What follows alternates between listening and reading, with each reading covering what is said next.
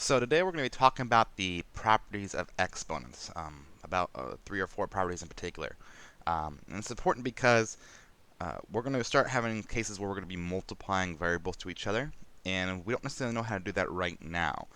So it's important to know how to multiply variables together rather than just add them together, and other numbers too. So all the properties we're about to go over, those work for both variables and numbers. Everything's the same between them. So first, a little bit of review about what multiplication and exponentiation are and how they relate to each other. So exponentiation or exponents are simply repeated multiplication, just like multiplication is simply repeated addition. So for example, if I have 2 times 3, what I'm actually saying is 2 plus 2 plus 2. 2 plus itself 3 times. That's what 2 times 3 means. 2 plus itself 3 times. 2 times 3 means 2 times 2 times 2. It means 2 multiplied to itself 3 times. So again, very similar cases with just 2 different operations. Multiplication is repeated addition. Explanation is repeated multiplication. Make the dot a little bit bigger. 4 times 5, that's 4 plus 4 plus 4 plus 4 plus 4. 5 4s all add together. Now you could do 4 5s add together as well, so multiplication go either way. Explanation's a little bit pickier. It doesn't really have the second option there. But usually it's 4 plus itself 5 times.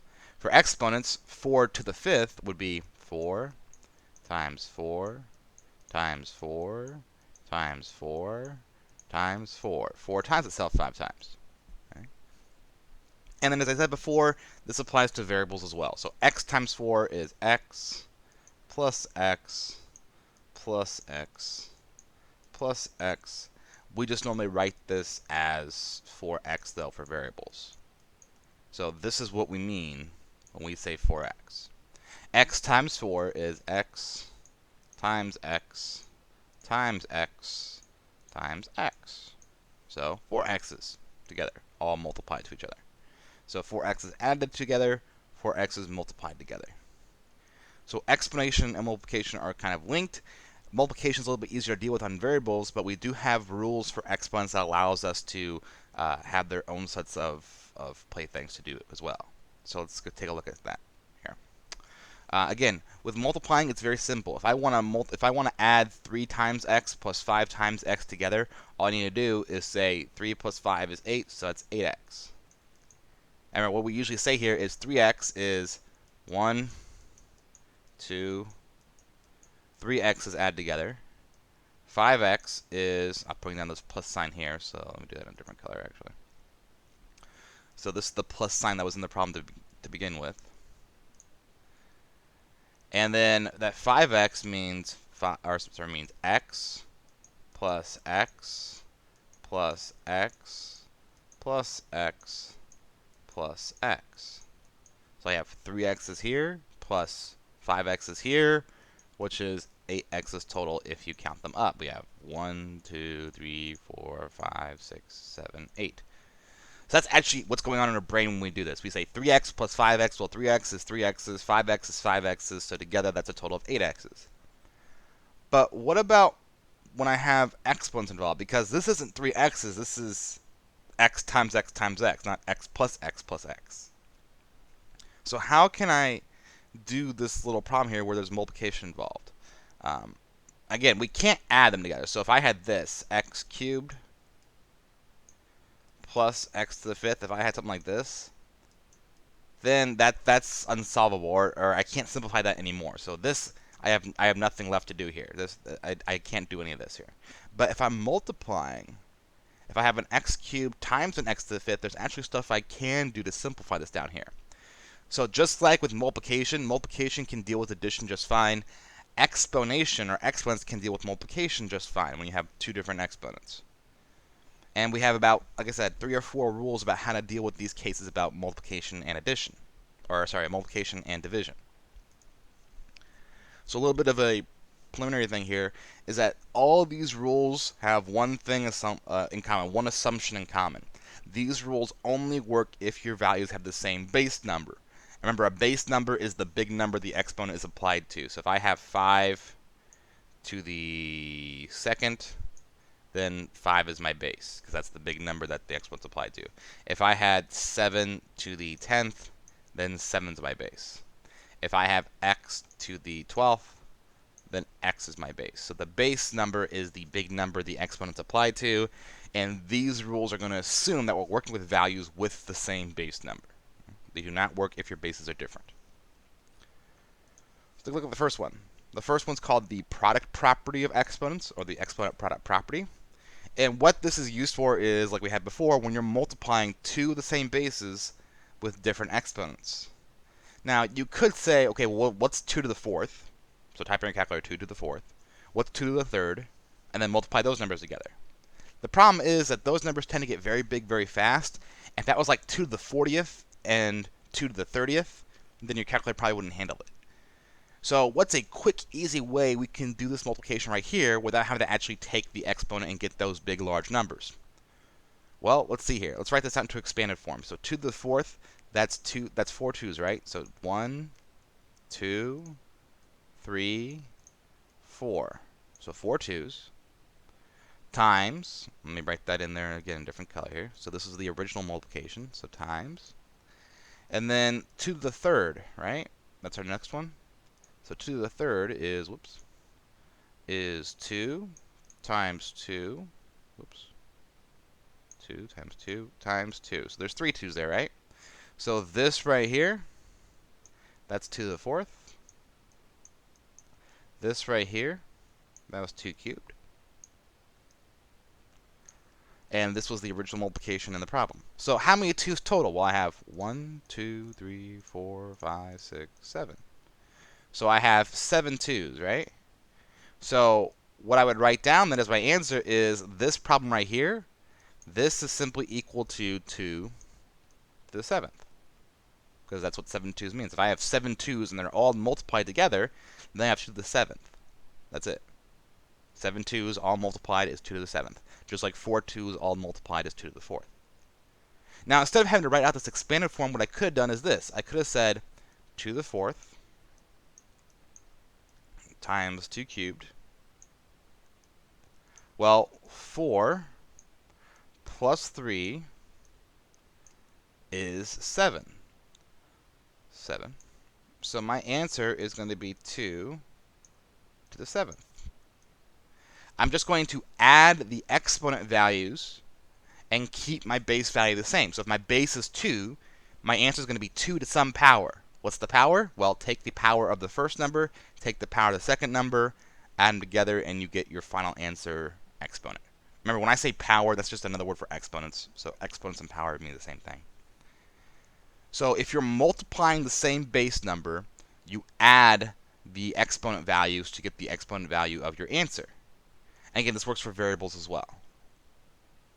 Let's take a look at a few more practice ones here. So 3 to the 5th times 3 to the 7th. Well, if I write this out here, 3 to the 5th is 1, 2, 3, 4, 5. 3's. 3 to the 7th, this is going to be a big one here, is 1, 2, 3, 4, 5, 6, 7. If you're doing the count from Sesame Street. So we have 5 3's here. We have 7 3's here. So altogether, that's 1, 2, 3, 4, 5, 6, 7, 8, 9, 10, 11, 12 3's. So my answer would be 3 to the 12th. And again, the shortcut was simply being take 5 plus 7, get 12. And keep your 3 as the base. This one I'm not going to write out because I don't want to take the time to write out 14 4's and 19 4's. That would take me way too long. So I'm just going to go ahead and do the trick. So 10 plus 19 is 29. So I have 4 to the 29th as my answer. Again, if you type in 4 to the 29th on your calculator, you'll get a very big answer, if not an overflow error. So this is useful when your calculator cannot handle the volume of numbers that you're giving it. Again, works with variables as well. So if I have 12 x's all laid out, and I have 9 x's all laid out, how many x's is that? Well, 12 plus 9 is 21. So x to the 21 would be my answer. Now, this one's a little tricky and sneaky. We have x times x. Well, there's a few things you can do here. If you don't see the exponent, you can simply say, well, x times x, well, that's just x times x. That's two x's, so it's just x squared. All right, pretty simple to see there. Two x's, that's it, so x to the second. But if you don't see an exponent, what you assume is that there's actually an invisible 1 as the exponent on both these x's. So if you do not see an exponent, you assume there's an invisible 1 as the exponent. And then I can say that 1 plus 1, well, that's just 2. That's where I get that 2 from. And this rule here goes for any number. So if I have 5, if I don't see an exponent, I assume that that 5 is actually 5 to the first. If I see a 7, I assume that's actually 7 to the first. If I see an x, I assume that that is x to the first. Same way with multiplication, right? If I see an x, I assume that is a 1 times x when I'm doing my stuff with it, right? So with exponents, you do the same thing. You assume there's a 1 as the exponent if you don't see otherwise. You do not assume there's a 0. 0 actually has a very special thing to do with exponents, but it is not the same as a 1. So no exponent means an invisible 1. So product property, pretty simple, right? Take your exponents, add them together, keep your base the same. Quotient property, now if you think careful here, if we're multiplying these things, we add together their exponents. If we're dividing these things, if division is the opposite of multiplication, you can probably assume what we're going to do when we divide. If we added the exponents when we multiplied, what do you think you're going to do when you divide them? Well, let's see. So let's say I have two exponents here, 5 to the 5th divided by 5 cubed. So if I write this out here, I have 5 5s on top. 1, 2, 3, 4, 5. 5 5s. 3 5s on bottom. 1, 2, 3. And if we remember back to fractions, what I can do here is that since it's a fraction, if there's a number on top and bottom that's the same, they cancel out, right? So this 5 cancels with that 5. This 5 cancels with that 5. This 5 cancels with that 5. What's left? Well, what's left is 5 times 5, which we know from before is just 5 squared. So instead of writing out this big long fraction and then canceling the numbers, what I could have done is seen, well, if I have 5 to the 5th, over 5 to the 3rd, I'm going to take the top exponent minus the bottom exponent. So I'm going to take 5 minus 3 is 2, and that will be my answer. My answer would be 5 to the 2, 5 to the 2nd. So if you multiply the bases, you add their exponents. If you divide the bases, you subtract their exponents. Again, just do the opposite. So if you're dividing two values with different exponents, then you subtract the exponents, top minus bottom, and then get your answer. And yes, the order does matter. You have to do the top minus the bottom. You cannot switch it around. Because negative implies something there, and sometimes you will get a negative exponent. That's okay. We have ways to deal with that. So if you do get a negative exponent, don't freak out. It's okay to get a negative exponent. That's fine.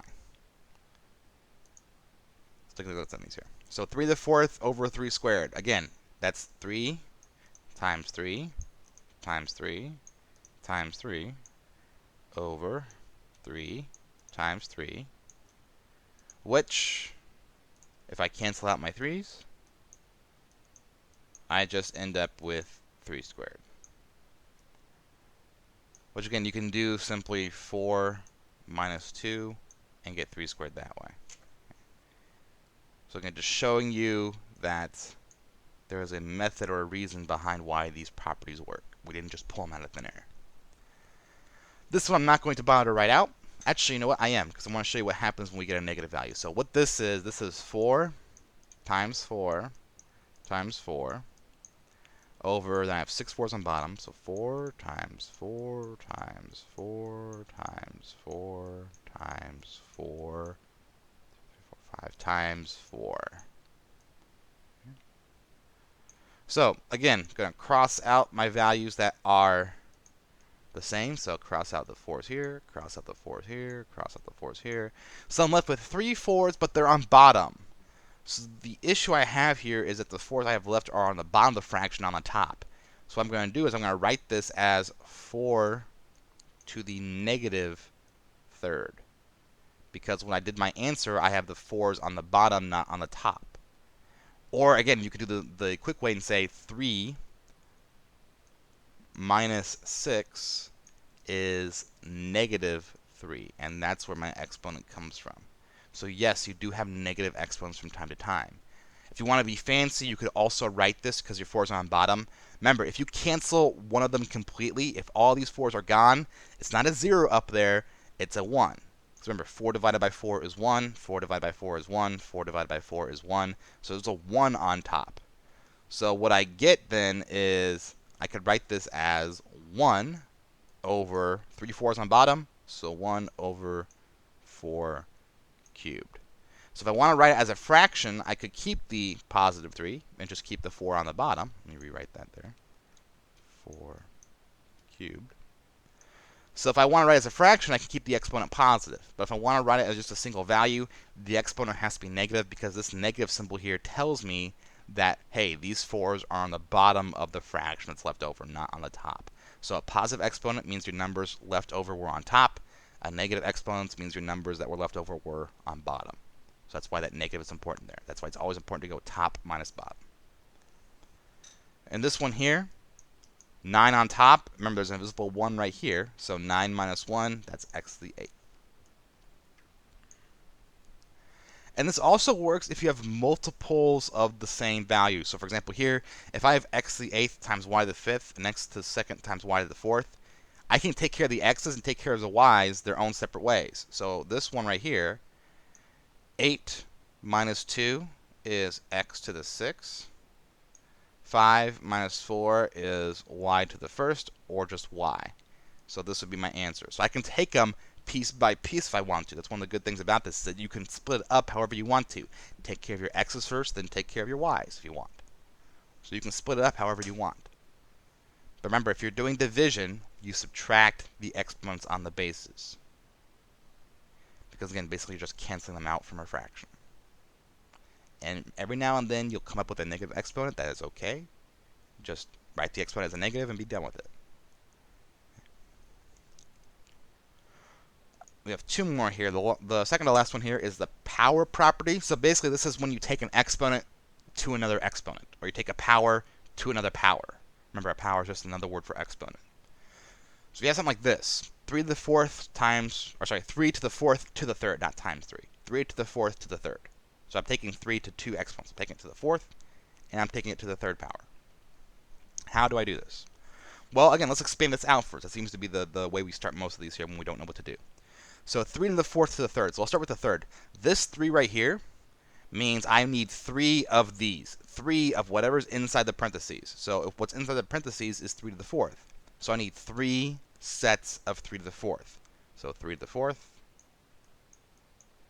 times 3 to the 4th times 3 to the 4th.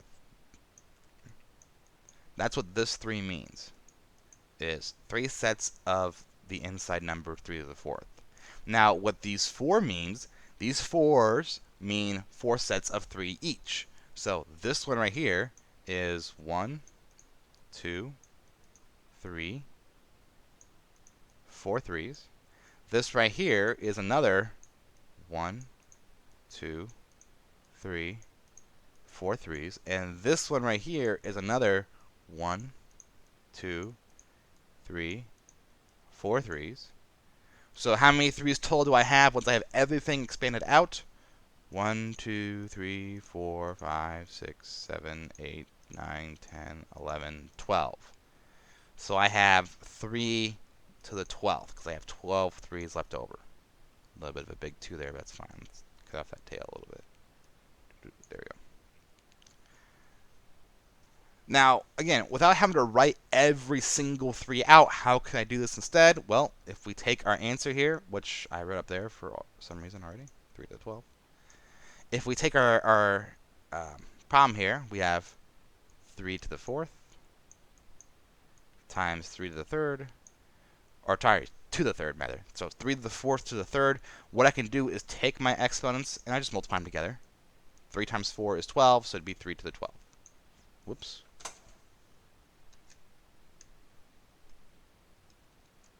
So it would just be 3 to the 12. My bad there, sorry. So you take your exponents and you multiply them together if you have multiple exponents to the same power. And the good thing about this one is it works for any number of exponents you have. So for example, if I have 5, let me see, ugly 5 there. Let's try that again. If I have 5 to the second to the fourth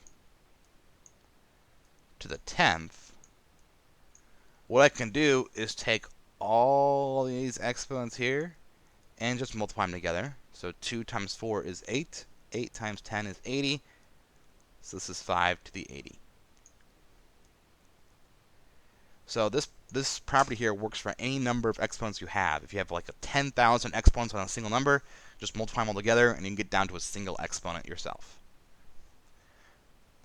So let's take a look here. 4 to the 5th to the second. Well, 5 times 2, that's 10. Take these two exponents, multiply together, so that's 4 to the 10th. Okay. Here, 3 to the 8 to the 7th. Well, 8 times 7 is 56, so it'd be 3 to the 56.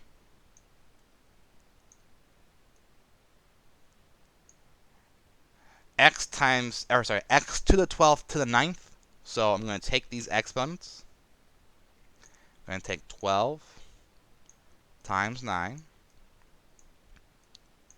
That will give me 108. So I'd have x to the 108 as my answer. Now with fractions, like the next one here, you do the exact same thing. Let's take my exponents, 5 times 8. So 5 times 8, that's 40. So my answer would be 2 thirds to the 40th.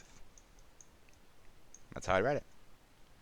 No fancy tricks there. If you want to, you could do this. You could say it's 2 to the 40 over 3 to the 40.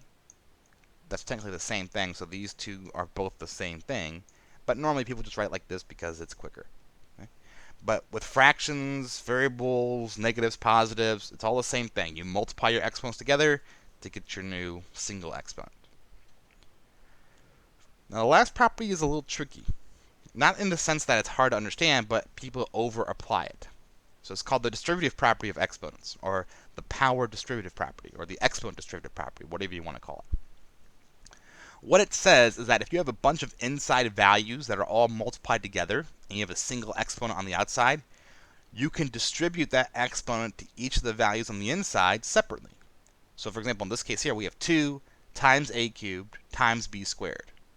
So what that means I can do is I can take the 7 and apply it to the 2, apply it to the a, and apply it to the b. Now remember, it is an exponent, so it's not 2 times 7th, it's 2 to the first, because remember there's a divisible 1 there. So 2 to the first to the 7th. And what do we do when we take an exponent to another exponent? We just did it. We multiply them together. So this would be 2. 1 times 7 is 7, so it would be 2 to the 7th. Let me write that 2 a bit better because it's starting to look like a 3. So it'd be 2 to the 7th. A cubed, so a to the 3rd to the 7th. Well, what's 3 times 7? That's 21, right? So it'd be a to the 21st. What's squared to the 7th? Lost my train of thought there. So b to the 2nd to the 7th. So I'm going to multiply these two exponents together and get b to the 14th. So this would be a simpler way of writing the above situation. So these two values are the exact same. I take the 7th and I apply it to each of the exponents individually. So it's kind of like I'm doing this. It's kind of like I'm doing 2 to the 7th times a cubed to the 7th times b squared to the 7th. It's kind of like I'm doing that. That's basically what I mean by distributing. I'm distributing the exponent to all the other exponents. Not the bases, but to all the other exponents. The bases just stick along for the ride. Now here's the problem that most people come across. This cannot be done if you have an addition or subtraction inside the parentheses. So as long as they're all being multiplied or divided, because this works for division as well. So as long as they're all being multiplied, I should say here, multiplied or divided, then this trick works. But as soon as they're an addition, or as soon as there's a subtraction sign, this does not work. I cannot do the same thing here as I did there because I have a subtraction sign here. So this would be almost as fully simplified as you can get. There's actually a way you can do this here, but it's not as simple and it's very complex, especially if this exponent is 7 rather than something like a 2 or a 3. So you cannot do this in the same way you did the first one here, because this is all multiplication on the inside. This throws an addition or subtraction, and that twists things around a little bit. Now you might say, well, why does it do that? Well, let me show you what happens on this side on a smaller scale. So let's say I have this here. Let's say I have 3 times 2 to the 5th. No, let's do 2 to the 2nd. 3 times 2 to the 2nd. Let me give myself some space here. So what does this mean here? Well, we just did this above. I can take this 2 and I can apply it to the 3, and I can apply it to the 2, and say that this is 3 squared times 2 squared. Remember, these both have an exponent of 1 on them. So that's just what I did above. I take this outside exponent and I apply it to both the inside numbers, and bam, I'm done. Because what's 3 squared? Well, 3 squared is 9. What's 2 squared? 2 squared is 4. And 9 times 4 is 36. Now, let's say I didn't do this. Let's say I did this on the other side, or on a different order. Let's say I did 3 times 2. What's 3 times 2? 3 times 2 is 6, right? And 6 squared is also 36. So this works. This property here works because I get the same answer whether I do it or not. Because remember, all this is a shortcut. In order for a shortcut to work, it has to give you the same answer as the long cut, or the long way of doing it. And this does. If I take 3 times 2 and get 6, and I take 6 squared, I get 36. If I apply this 2 to both the numbers individually, and do the exponent on them individually, and then multiply their answers together, I also get 36. So it works out the same way. Now, let's say, does that work if it was addition involved? So 3 plus 2 squared. So again, the long way would be, well, what's 3 plus 2? 3 plus 2 is 5. And 5 squared is 25. Okay. So when I distribute this exponent, I should get the same answer as 25 if this works. Because if this shortcut is effective, that means it should give me the same answer as if I was doing it the long way. So let's apply our exponent like we did normally. 3 squared plus 4 squared. 3 squared is 9. Whoops, sorry, that should be 2 squared, right? Almost messed myself up there. So 2 squared. 3 squared is 9. 2 squared is 4. Got a little ahead of myself there. 9 plus 4 is 13. Well, hold on here. This answer isn't the same as this answer. Like for here, this answer was the same. This one worked out. I got the same answer if I did the method as if I didn't do the method. Here, if I didn't do the method, if I did the long way, which I know is correct, right? This way is correct because I first do addition and then I do explanation. So this way I know is correct. This shortcut I'm trying to do doesn't get me the same answer. Does not get me the right answer. So this method here does not work out because it does not give me the same answer as if I did it the long way. So this little shortcut up here does not work if there's addition involved or subtraction, because it would not give you the same answer as if there wasn't, as if you didn't do it. So make sure you don't over apply this last rule here. Make sure you only do it when there's only multiplication involved on the inside, else you're going to get the wrong answer. Now there's two more properties of exponents that I'll do in a different video because those are kind of their own little gig there. But these are the 4 or 5 main properties of exponents: the multiplication rule, the division rule, the power of power rule, and this one, which is the distribution rule. So those are the 4 main properties of exponents that we use for higher level math here. So hope you enjoyed the video. Have a good day.